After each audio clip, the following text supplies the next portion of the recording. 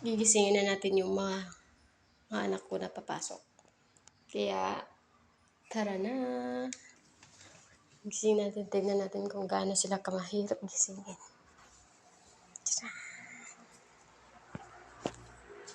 Guys, ang gulo-gulo nila matulog. Tignan mo sila. Kung paano sila matulog.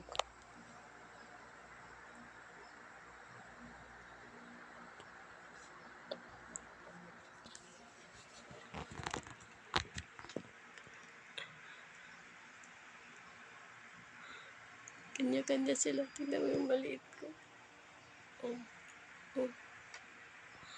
Ganun sila kagulo matulog. Tignan mo, hulog-hulog na yung unan sa baba. Gigisingin natin sila ngayon. Si.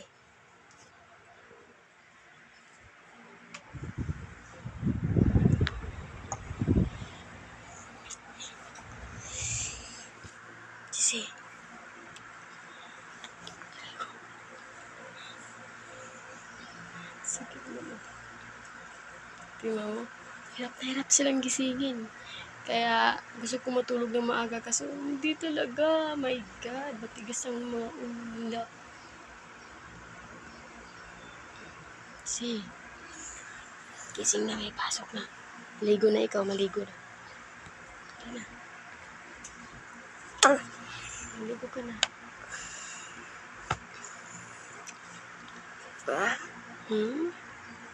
Gising na.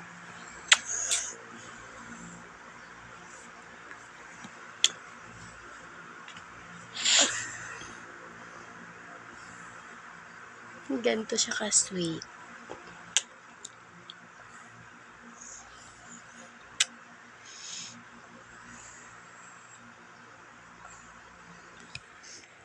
Kung gano'n siya ka-sweet, gano'n din siya ka-sutil, gano'n siya ka-pikon.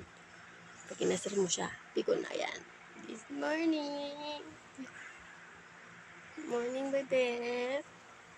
Morning ka na sa... Morning ka na.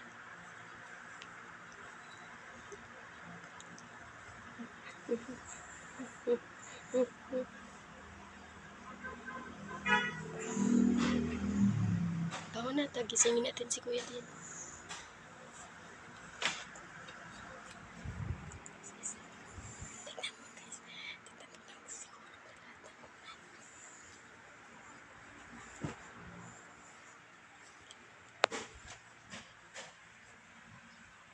Good morning!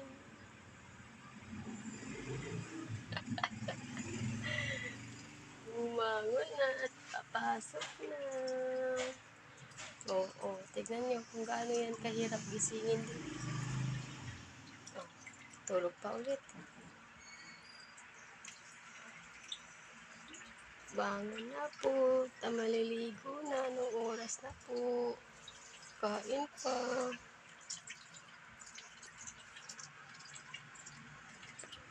Yan po yung panganay ko.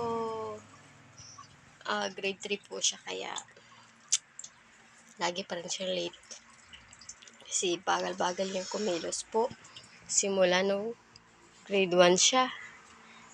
Ganyan po siya bumangon, ganyan po siya kumilos, para siyang pagong. Ulti pa yung pagong, mabilis unti. Ay, sorry.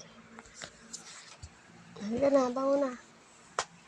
Hoy, bumangon na. Kasi anong oras na, tignan mo yung oras niya. 6:39 na, maliligo pa. Bilis na.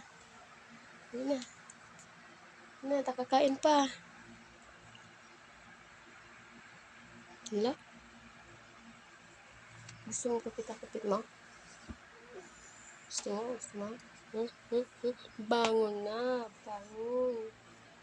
Ang gugulo niyong matulog. Sobrang gulo nila matulog. Nagsihulog na lahat ng unan sa baba. Sige na, bangon na. Prepare ko na yung damit niyo. Prepare ko muna yung damit nila, guys. So, bye-bye!